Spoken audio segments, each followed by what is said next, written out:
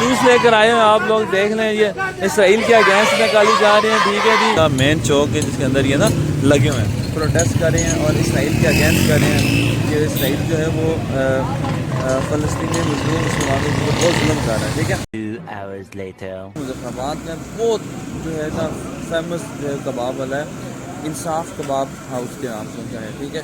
यहाँ पर मैं आ चुका हूँ, एक दफ़ा मैं लगा भी देता हूँ, ये सामने आप देख सकते हैं, ठीक है। तो मेरा बड़ा दिल करता है, इनका कबाब मुझे बड़ा पसंद भी है कि वो बनाते हैं, बहुत मज़े का बनाते हैं। और चेक करते हैं जाके क्या सीन है। हाँ हाँ हाँ, ये इसका कोई अपना ही मज़ा, ये देखो।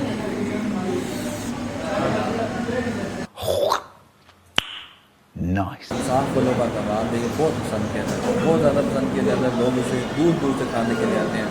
अब क्योंकि मैं तो खुद लाहौर से आया हूँ तो मैं क्यों ना खाऊँ इससे। कबाब खा लिया, अब हमने ना जाना है बाज़ार। अब हमने सब्ज़ी मंडी में वहाँ की सब्ज़ी लेनी है, ठीक है। यहाँ पे आप कबाब देख सकते हैं, ये कबाब इसका बहुत मज़ा आया खाते हुए, ठीक है। अब सब्ज़ी मंडी से जाके सब्ज़ी लेंगे, उसके बाद 1 hour later.